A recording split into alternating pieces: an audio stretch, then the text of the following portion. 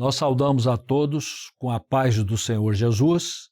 Você está no canal da Igreja Cristã Maranata e este é o programa da edição 6 da História do Cristianismo. Seja bem-vindo a este programa.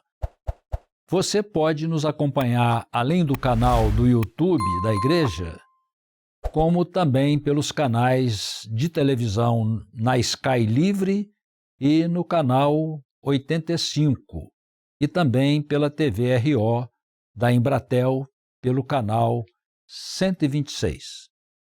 Nós encerramos o episódio passado falamos muito de João Batista. Teve outros detalhes, respostas, mas falamos muito de João Batista. Eu vou pedir aqui ao pastor Luiz Eugênio, aliás, aproveitar para apresentar aqui os que acompanham a explanação do programa. Pastor Luiz Eugênio, secretário-geral do presbitério. Pai do Senhor a todos. Pastor Serlon, professor de História, professor universitário de História, historiador. A paz do Senhor Jesus. E vou pedir ao pastor Luiz Eugênio para falar mais alguma coisa, encerrando a parte que descrevemos ou discorremos a respeito de João Batista. Então, como o pastor Antônio Carlos já falou anteriormente, João Batista era aquele homem que ele veio para romper o silêncio profético. Acabou o silêncio profético entre o Velho e o Novo Testamento com João Batista. Então, João Batista ele era um homem incomum, né? Porque a Bíblia diz que ele vivia de uma forma diferente, roupa diferente também. Ele, como o Antônio Carlos já falou anterior, ele se alimentava de gafanhoto com mel, né? E além disso, ele tinha a roupa de pele de camelo, né?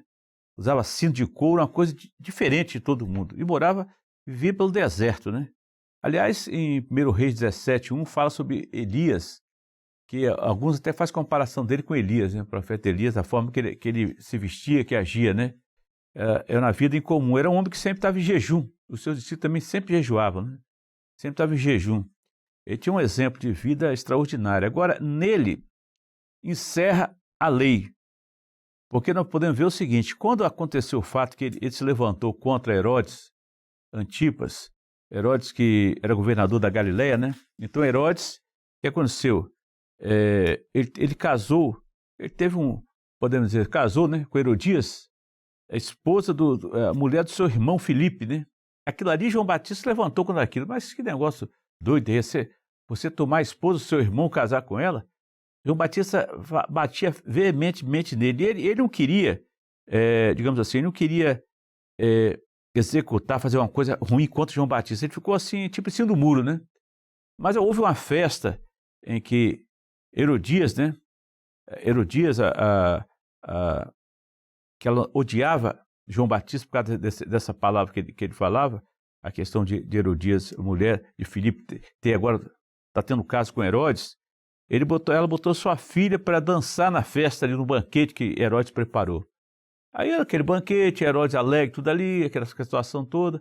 Aí falou que ele podia pedir o que quisesse, que ele ia atender, né? Aí foi exatamente aí que ela pediu a filha que fez aquele agrado ali, para exatamente ela pedir a cabeça de João Batista. O João Batista estava preso, porque o que acontece? Com João Batista preso, ele podia entender, Herodes entendia o seguinte, que ele preso também não estava perturbando ele, estava lá na prisão, estava preso lá. Aí, quando ele pediu a cabeça, naquele aniversário, festa de aniversário, pediu a cabeça de João Batista, e João Batista realmente foi decapitado, encerrou o período da lei ali, que é o último profeta da lei. Então a lei encerrou João Batista, porque o último profeta da lei inicia, a partir daí, o ministério de Jesus, que com o encerramento da lei João Batista, que eu acho que talvez o Antônio Carlos Serlão poderia comentar alguma coisa a mais sobre esse fato de João Batista encerrar a lei nele ali, certo? Acessoriamente, né, ao que o pastor Eugênio falou, nós remontamos lá à época de Jezabel, que introduziu toda a idolatria dentro de Israel, e o objetivo dela era cortar a cabeça do profeta. Ou seja, o objetivo dela era acabar com os profetas do Senhor, acabar com a profecia. E o Senhor deu os livramentos. ela mandou matar Elias.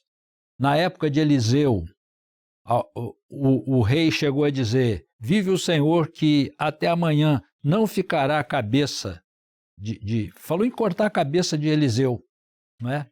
Então, toda a idolatria, toda a heresia visava levar o povo à apostasia, desviar da fé e cortar a profecia, encerrar a profecia. E realmente, na época de Jesus, João Batista teve a cabeça cortada, vamos dizer assim, o último profeta, Deus não falava mais, o último profeta do Velho Testamento, quando cortou a cabeça dele, cortou a cabeça da profecia do Velho Testamento, encerrou o Velho Testamento. O adversário fez isso, só que Deus levantou seu filho para vencer o adversário, para fazer uma nova aliança e mudar o curso da história mediante a salvação de toda a humanidade para quem foi proposta esta salvação. Pastor Serlon, tem algum comentário a respeito de João Batista ainda? É interessante, né, que quando o pastor Luiz Eugênio falou a respeito da semelhança entre o ministério do Senhor Jesus e o ministério de Elias, e agora o senhor também trazendo mais alguns aspectos dessa semelhança, João Batista, né, e Elias, perdão, isso estava profetizado em Malaquias 4, versículo 5, que dizia que antes que viesse o dia do Senhor, seria enviado o profeta Elias. Sim. E essa profecia ela é mencionada também. Vários aspectos do ministério de Elias, a maneira como ele confrontou o pecado de Acabe, de Jezabel, a maneira como ele, de maneira muito contundente, denunciou a situação espiritual do reino. Isso vai se testificar também no ministério de João Batista, como ele também confrontou a situação espiritual das lideranças, não só religiosas, mas também civis do momento em que ele se encontrava. E é muito interessante, né, como o João Batista, quando ele está preso, ele chega um momento em que ele envia alguns discípulos dele para perguntar ao Senhor Jesus se de fato Jesus era o que eles estavam esperando, o Messias, ou se eles deviam esperar outro. Aí Jesus ele opera sinais, maravilhas e manda dizer a João Batista: olha, eis que os enfermos são curados, aqueles que estão oprimidos são libertados, né? Testemunho disso, dos sinais que estão sendo operados. Então, João Batista, mesmo sendo alguém que Deus usou de maneira tão extraordinária, ele teve ali o seu momento, no momento final ali, de será que é isso mesmo?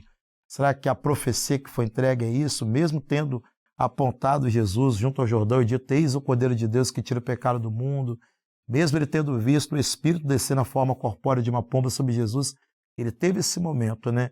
Mas o Senhor Jesus deu a ele a confirmação de que, de fato, o seu ministério havia cumprido o seu propósito. Amém.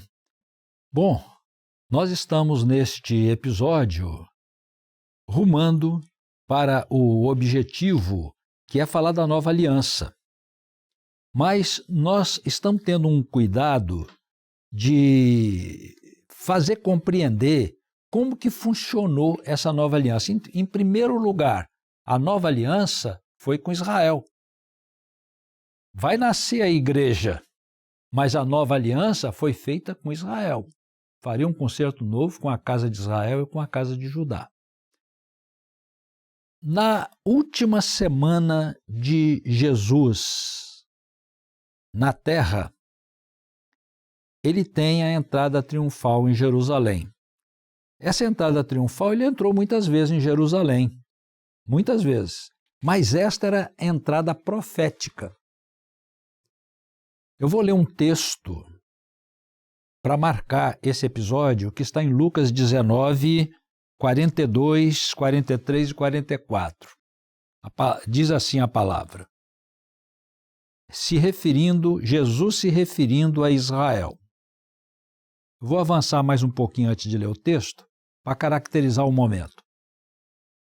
Jesus ele veio de Jericó, chegou em Betânia. Chegou no sábado, né?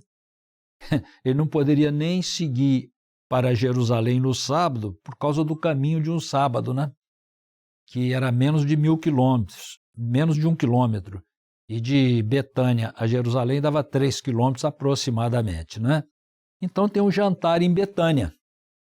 E essa era a semana da Páscoa. Evidentemente que toda Páscoa, que significa passar por cima, quando o Senhor salvou os primogênitos de Israel, onde todos os primogênitos morreram, mas quando chegou na casa dos israelitas que tinham sangue na porta, o destruidor passou por cima porque interpretou que ali o primogênito já tinha morrido. Ou seja, o cordeiro, que é o tipo de Jesus, tinha morrido por eles, não é? Então, Jesus sai no dia seguinte, que era um domingo. Como que nós sabemos isso? Porque a Páscoa sempre caía na sexta-feira, que era no dia 14 do primeiro mês. E como Jesus foi nesse jantar em Betânia, descrito no Evangelho de João, capítulo 12, 6 dias antes da Páscoa, então ele tinha chegado no sábado. No domingo, ele entra em Jerusalém. Ele sai de Betânia, no pé do monte, do lado contrário à cidade de Jerusalém, tinha uma cidade chamada Betfagé, muito pertinho de Betânia. Ali ele toma o jumentinho, sobe o monte. Quando ele desce, ele avista a cidade. Jesus avista a cidade e avista o templo e chora. Chora, porque ele sabia que Israel não iria aceitá-lo como o Messias. E então ele diz as palavras que estão contidas neste texto de Lucas 19, 42, que fala assim: Ah, se tu conhecesses também, ao menos neste teu dia, o que a tua paz te pertence. Mas agora isso está encoberto aos teus olhos, porque dias virão sobre ti, em que teus inimigos te cercarão de trincheiras, e te sitiarão e te estreitarão de todas as bandas, e te derrubarão, a ti e teus filhos, que dentro de ti estiverem, e não deixarão em ti pedra sobre pedra, pois não conhecestes o tempo da tua visitação. Israel esperava ansiosamente o Messias, e o Messias estava ali, do lado deles, e eles não conheceram o tempo da sua visitação. Eles não sabiam que Jesus era o Messias e tinha razões para isso, porque as Escrituras falavam do Messias como ele veio, só que Israel estava totalmente focado no Messias rei. Ele não esperava aquilo que viram não foi anunciado a eles. Eles viram um homem simples montado num jumentinho. Eles esperavam um rei montado num cavalo de guerra, com vestes reais, com exército do lado, que viesse para tomar a cidade da mão dos romanos. E Jesus veio naquela figura simples, sem parecer nem formosura. E eles rejeitam a Jesus. Quando eles rejeitam a Jesus, o Pai rejeita eles. E quando o Pai rejeita a Israel, aceita a sua presença o restante do mundo, que eram os gentios, abrindo a salvação para a humanidade toda, de forma que na rejeição de Israel veio a salvação do mundo. Essa rejeição, podemos falar melhor depois, é relativa, porque Deus então rejeitou definitivamente, não foi definitivamente, foi por um tempo, o tempo do Novo Testamento. Agora, a partir daí, Jesus vai entrar inteiramente na profecia da Páscoa, da semana da Páscoa, inteiramente. Quando ele desce o Monte das Oliveiras, ele deixa ali no Monte das Oliveiras o seu maior atributo do Velho Testamento, que é o Messias. Rejeitado por Israel, ele vai assumir agora um novo atributo em direção aos gentios, que é o maior atributo do Novo Testamento, que é o Cordeiro. Ele vem como o Cordeiro da Páscoa para dar a sua vida pela vida de todos os primogênitos da terra, todas as pessoas da terra. Então, ficou bem caracterizado aqui que, vou ressalvar, o acordo foi com Israel. Nós vamos ver à frente que uma parte de Israel aceitou o Senhor Jesus. Os discípulos eram judeus, não é? Uma parte não aceitou, outra parte aceitou, mas achando que devia guardar a lei de Moisés. Mas, enfim, Israel no global rejeitou a Jesus. Então Jesus abriu as portas para os gentios. E agora, durante toda a semana, várias coisas vão acontecer. Só gostaria de ressaltar uma coisa, que até com o sentido da própria Páscoa. Jesus ele vinha de Betânia de manhã e toda semana da Páscoa ia até o templo, passava o dia no templo, voltava no Monte das Oliveiras, conversava com os discípulos e pernoitava com seus discípulos em Betânia, até porque havia um plano de matá-lo, não é? E ele pernoitou todos os dias em Betânia, até porque no Velho Testamento o cordeiro era separado no dia 10, não é? O cordeiro era separado no dia 10 para sacrificar no dia 14. E teve uma família, que foi a família de Maria, que ungiu a cabeça de Jesus para o seu sepultamento, que recebeu Jesus em sua casa. Então, o cordeiro, que é Jesus, foi separado também. A partir daí, Jesus iria seguir para a nova aliança.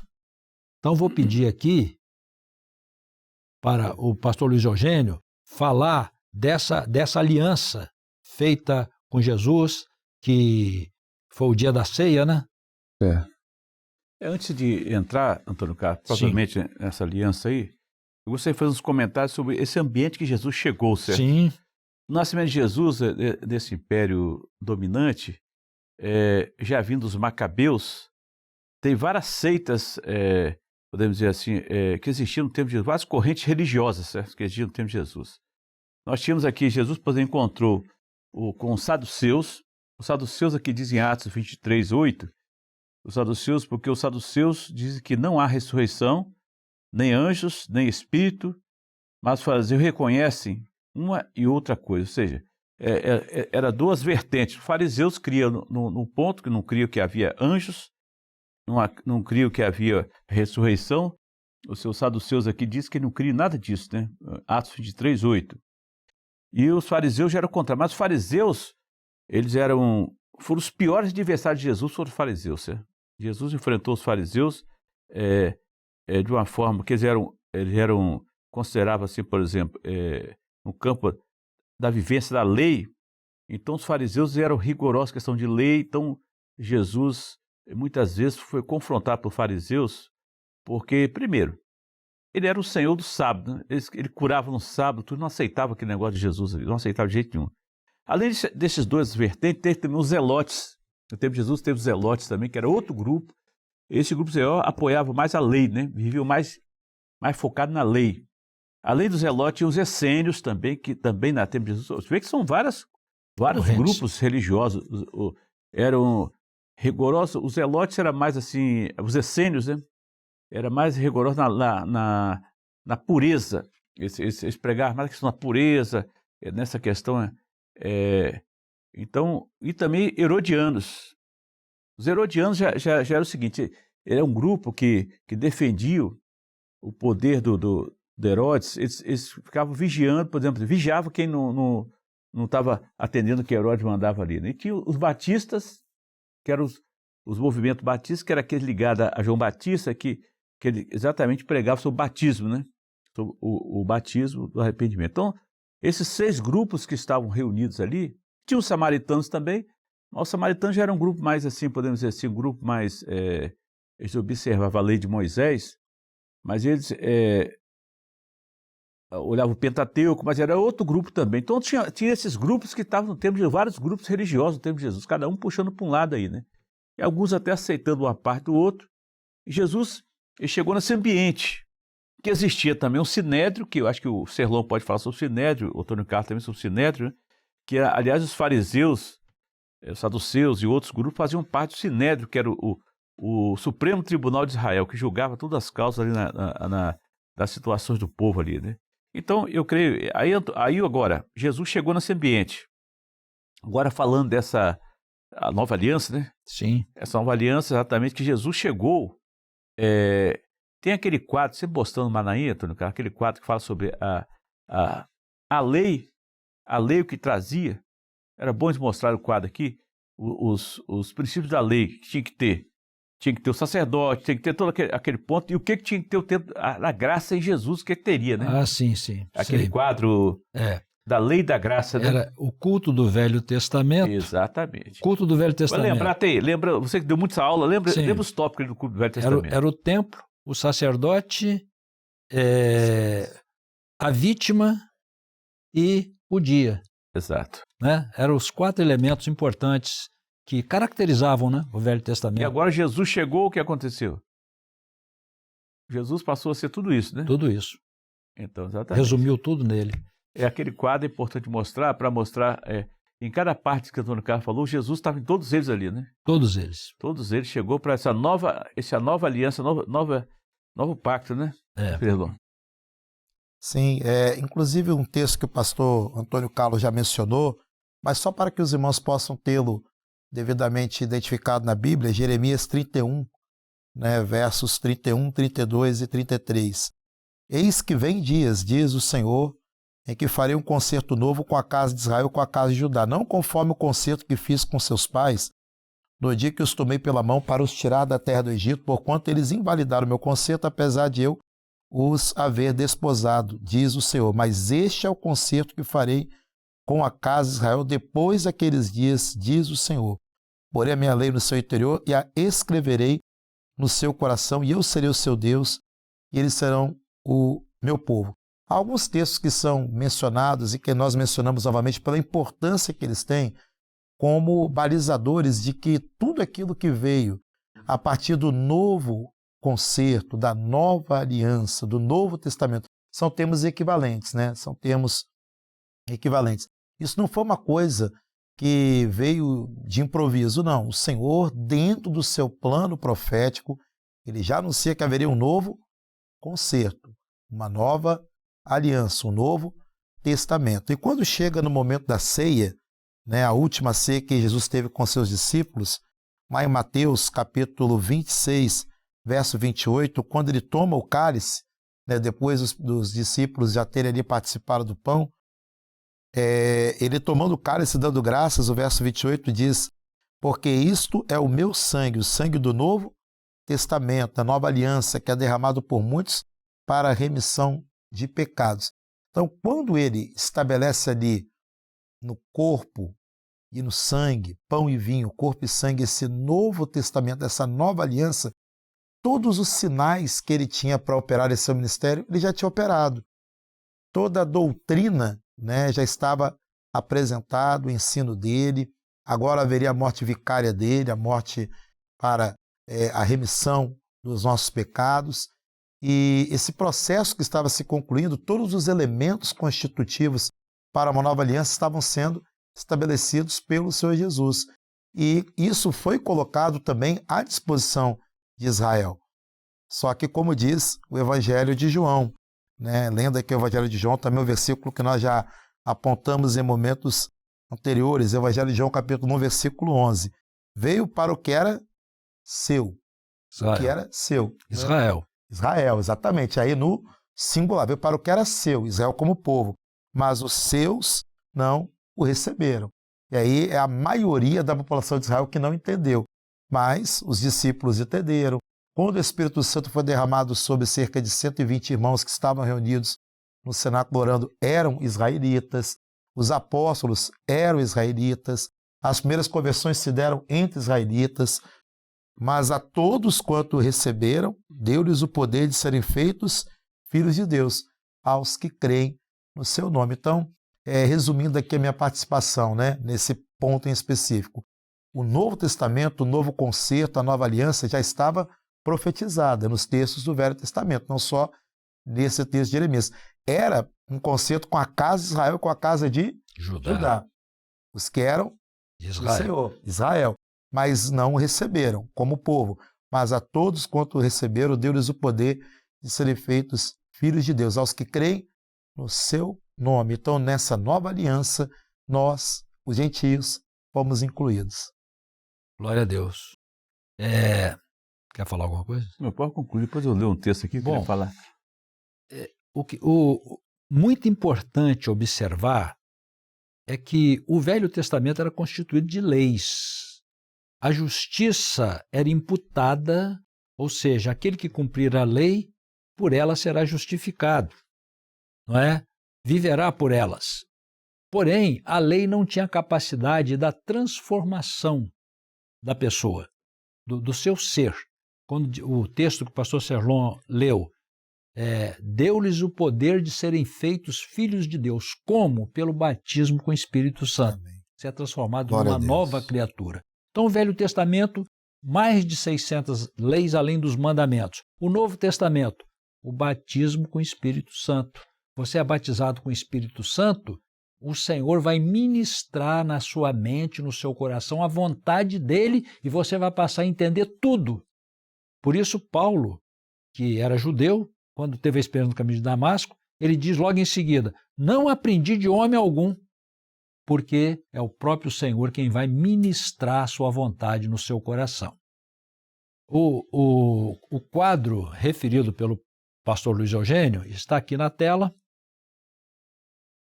No Velho Testamento eram importantes, dentre muitas coisas, esses 4 elementos aqui. O templo, que era o lugar onde se realizavam os cultos. Jesus disse assim, derrubai este templo, ele mesmo, e em 3 dias o reconstituirei, reedificarei. Ele está falando da sua morte e da sua ressurreição. Jesus passou a ser o templo. O templo do Velho Testamento está lá em Jerusalém, ou estaria, né? Em Jerusalém. O nosso templo hoje está na eternidade. Aleluia. Nosso templo é Jesus. Glória a Deus. O sacerdote era da tribo de Levi, da ordem de Arão. Em Hebreus 5:6 diz a respeito de Jesus, tu és um sacerdote eterno, segundo a ordem de Melquisedeque, uma outra ordem sacerdotal, porque Jesus era da tribo de Judá, segundo o homem, né? Ele não poderia ser sacerdote na vigência do Velho Testamento, porque Moisés nunca falou de outra tribo que não fosse a tribo de Levi servindo no altar. Então, mudando a ordem, mudou a aliança. Um sacerdócio anterior ao arânico, né? Sacerdócio da nova aliança.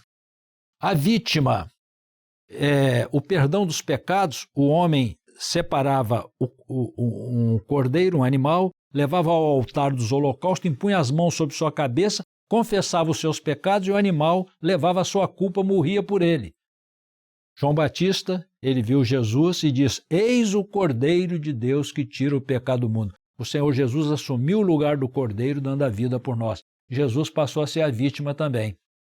E o dia, porque todos os cultos eram realizados no sábado, que era um dia de guarda, fortemente guardado pelos judeus. Jesus disse assim, vinde a mim, todos que estáis cansados e oprimidos, e eu vos aliviarei. Aprendei de mim, que sou manso e humilde de coração, e encontrareis o descanso para as vossas almas. Até porque a palavra sábado significa repouso ou descanso. Aqui, no Velho Testamento, era o descanso do dia. E Jesus é o descanso para a alma. E assim, basicamente, nós estamos fechando esse episódio. Só, Antônio, antes de fechar, eu queria Perfeitamente. uma palavrinha final aqui. É interessante lembrar aqui o seguinte, que Jesus, ele deixou, eles que tentaram, como sempre os fariseus, os saduceus, sempre tentavam pegar Jesus em alguma coisa, né? Uma pegadinha. Aquelas pegadinhas religiosas, né? Pegadinha religiosa. Pegar em alguma palavra. Alguma palavra. Então, um doutor da lei interrogou para experimentar, dizendo, aqui em Mateus 22, a partir do verso 35, né? Então, o doutor da lei tentou interrogar, dizendo, então, o versículo anterior, 34, diz assim, e os fariseus, ouvindo que ele fizera emudecer os judeus, os saduceus, olha só, os fariseus viram que ele emudeceu os saduceus, reuniram-se no mesmo lugar. E um deles, doutor da lei, interrogou para experimentar, dizendo, mestre, qual é o grande mandamento da lei? Jesus disse-lhe, amarás o Senhor teu Deus de todo o teu coração e toda a tua alma e todo o teu pensamento. É o primeiro e grande mandamento. E o segundo, semelhante a este, é: amarás o teu próximo como a ti mesmo. Destes 2 mandamentos depende toda a lei e os profetas. Olha só, Jesus resumiu esses 2 mandamentos, porque você amar a Deus, colocar a Deus em primeiro plano em tudo. E também a questão que Jesus colocou, amar ao próximo como a ti mesmo, é difícil isso aqui, viu? Que você amar ao seu próximo como a você mesmo, porque as pessoas amam a si, né? Aquele negócio de querer sempre o bem para ele mesmo, ou querer o bem para os outros. O jeito que você quer para você, Jesus colocou, se você cumprir esses 2 mandamentos, Jesus falou, mandamentos Cumpriu a lei toda. Toda a lei está cumprida. Agora é interessante, no caso que você falou aqui, Jesus está aqui, em tudo isso Jesus, né? Veja só, e tem gente que quer cumprir lei ainda. Se Jesus falou o seguinte, reclamava que Jesus não guardava o sábado, tem gente querendo guardar sábado, guardar dias. Jesus é aquele que você brinca o seguinte: o irmão, se quer guardar um dia, guarda um dia. Nós guardamos todo dia. Santificamos. Todo dia para Jesus. Nos santificamos todos os dias. Todo dia. Então nós estamos dando de 7-1, goleada, igual o Brasil deu lá, 7-1, né? Isso aí. Tem que guardar todo dia. É um dia só não. Amém? Exatamente. Bom, meus irmãos, nós estamos encerrando este capítulo, ou este episódio, esta edição, e pretendemos no próximo falar sobre essa aliança que Jesus fez e o início do novo tempo nessa nova aliança. Nós podemos falar da igreja, mas é preciso explicar para não dizer que a igreja substituiu Israel, porque na verdade a igreja tem Israel também. A igreja fala do Novo Testamento, mas contém Israel também. Então, no próximo episódio, nós vamos falar mais amplamente a respeito desta nova aliança. Assim, nós encerramos esta edição, agradecendo aqui a presença do pastor Luiz Eugênio, Paz do Senhor a todos, pastor Serlon, Pai do Senhor Jesus, e também aos irmãos. A paz do Senhor a todos.